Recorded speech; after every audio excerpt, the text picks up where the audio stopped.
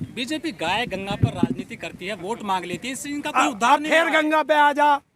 इनकी केंद्रीय मंत्री ने कहा था कि 2018 तक अगर गंगा साफ नहीं हुई, उमा भारती ने, तो मैं जल समाधि ले लूंगी गंगा में। ले ली। तो मैं कह रहा हूँ हिंदुस्तान के सबसे झूठे करप्ट लोग, बलात्कारी लोग सब बीजेपी में है। राम राज के लिए योगी ने बहुत काम किया, कितने ने गुंडे उंडे मरवा दिए। कौन सा अगर गुंडे, देखिए एक चीज है, योगी की ले ले या मोदी की, 2014 में जिस दिन मोदी संसद में गया था, मत्था टेका था संसद के उस पे, हमें नहीं पता था ये सच कर रहा या ढोंग कर रहा। इसने कहा था कि 1 साल के अंदर संसद को अपराधी मुक्त कर दूंगा।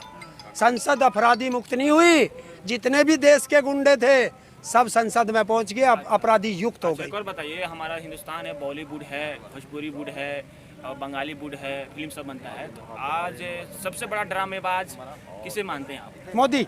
क्यों? देखो ईमानदारी से पूछो, काला धन आएगा 15 करोड़ सबके खाते में जाएगा, गया, तो इधर बोलो। बाद में कह दिया जुमला है, 2 करोड़ नौकरियां हर साल दूंगा, नहीं दी भाई साहब, नहीं दी, खत्म जुमला। हर साल 100 स्मार्ट सिटी बनाऊंगा, बना, जुमला। हर सांसद हर साल एक गांव गोद लेके स्मार्ट करेगा, तो मोदी से ही पूछ के पहले अपने संसदीय क्षेत्र में बताओ। लेकिन शौचालय तो बनाए उन्होंने देश भर में। किसमें? पूरे देश में। शौचालय में भी सुन ले। अब क्या करा, जनता पे पैसा ना रह जाए, ये सरकार की स्कीम है कि जनता को कंगाल बनाना। पहले तुम जाते थे जंगल देख के बाथरूम कर लेते थे, अब बाथरूम करने के 5 रुपये, लैट्रिन करने के 10 रुपये, नहाने के 20 रुपये। तो भैया और नौकरी है नहीं, रोजगार तुमने छीन लिए। और किसानों के 1888 का माल 800 में, खाद का कट्टा 400 रुपये का था, 50 किलो का था, आज 45 किलो का है, 1200 रुपये का है। हरेंद्र जी, हम जब इन चीज़ों को लेकर बात करते हैं युवा पीढ़ी से कि भाई पेट्रोल महंगा है, एलपीजी महंगी है, सीएनजी महंगी है, सब कुछ महंगा है, बेरोजगारी है, जीडीपी डाउन है, देश ठप हो रहा है, लेकिन युवा पीढ़ी कहती है कोई बात नहीं है, हम जो सहन कर लेंगे, लेकिन देश मजबूत हाथों में आज मोदी जी के, नहीं तो देश गुलाम हो जाएगा मुसलमानों का।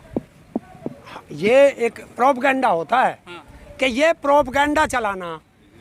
देखिए हम लोग 700 साल अंग्रेज वो मुस्लिम राज कर गए, हम जब गुलाम नहीं हुए, 200 साल अंग्रेज राज कर गए, हम जब खतरे में नहीं आए, और 70 साल से ये राज कर रहे थे, हम जब खतरे में नहीं आए। जिस दिन बीजेपी आई उस दिन से एक तो हिंदू खतरे में आ गया है, उससे पहले हिंदू खतरे में नहीं था। ठीक, दूसरी चीज, वो जो युवा वर्ग है उसको अभी पता नहीं है दाल आटे का, क्योंकि नौकरी तो उसकी लगी नहीं। सुन ले पहले, नौकरी उसकी लगी नहीं, जाता है बाप से 500 रुपये लिए, मोटरसाइकिल में पेट्रोल डलवाया, घूम आया कि जा रहा हूँ इंटरव्यू देने, कहाँ जा रहा पता नहीं। तो अभी जिस दिन वो कमाने लगेगा और दाल आटे का उसे पता चल जाएगा, और जब तब तक देश लुट जाएगा। जो दिल्ली एनसीआर के जो मंदिर हैं वहाँ बोर्ड लगा दिए गए हैं बड़े बड़े कि धर्म विशेष के लोग यहाँ ना आए, उनकी मनाही है। ये एक तरह का जहर घोला जा रहा है देश को तोड़ना। मैंने बताया ना, इनका काम है बीजेपी और आरएसएस का, हिंदू मुस्लिम नफरत फैलाओ, देश को बांटो। क्यों? क्योंकि ये अंग्रेजों के पिट्ठू रहे हैं, तो वही अंग्रेजों वाली नीति अपनाते हैं कि फूट डालो राज करो, तो ये उस नीति पे चल रहे हैं। एक बात बताइए, भगवान कह ले, अल्लाह कह ले, जीसस कह ले, चारों हिंदू मुस्लिम सिख ईसाई में कोई सा भी भगवान जिसे मानते हैं वे, कभी उसने कहा है कि मेरे द्वारे पे तेरा आना मना है? लेकिन मंदिर में एक बच्चा जाता मैं है बता रहा हूँ, उसको पीटा जाता है। यही तो मैं बता रहा हूँ, ये जो धर्म के ठेकेदार हैं ये इस देश में जहर घोल रहे हैं, जो धर्म के ठेकेदार। अच्छा, जैसे एक सवाल है, जैसे कि इन्होंने पूछा, और उसी मंदिर का दासना का जो है पुजारी जी कह रहे हैं कि एपीजे अब्दुल कलाम मतलब जिहादी थे, जबकि वो देश के लिए सब कुछ अपनी ज़िंदगी मतलब कि गुजार दिए देश को, मतलब कि बहुत सारे फाइटर प्लेन देखिए मैं उन्हीं की बात पे जाता हूँ, मैं उन्हीं की बात पे जाता हूँ। अगर देश में अब्दुल कलाम जी जिहादी थे हैं, तो इस बीजेपी को डूब के मर जाना चाहिए आज ही, क्योंकि उसको राष्ट्रपति इसी ने बनाया था। बस इससे बड़ा तो कोई काम नहीं। अब या तो बीजेपी डूब के मर जाए या सामने आए। आप खुद बोलते हैं कि बीजेपी में जितने देशद्रोही है, घोटालेबाज है, सब उसी में। देखिए अब्दुल कलाम को ना तो मैंने कुछ कहा, हाँ बिल्कुल बिल्कुल, मैं तो उन्हीं के सब कह भी नहीं सकते। उन्हीं के हैं, मैं तो उन्हीं के सब। अगर सच्चा देशभक्त था तो अब्दुल कलाम था कि राष्ट्रपति भवन में गया, एक सूटकेस लेके तो अंदर गया था राष्ट्रपति बनता हुआ, और जिस दिन बाहर निकला उस एक सूटकेस के साथ ही बाहर चला गया था। ऐसा, और देश को वो दे के गया। अगर वो जिहादी होता, वो देशद्रोही होता, तो वो आज शायद हिंदुस्तान का सबसे बड़ा अमीर व्यक्ति होता। तो मोदी जी भी तो कहते हैं मैं तो फकीर आदमी, झोला उठा के चला जाऊंगा। देखिए फकीरों का काम क्या होता है, फकीरों का काम क्या होता है? मांगना खाना। राज फकीर नहीं कर सकते। अच्छा, ये लिख लो। क्यों?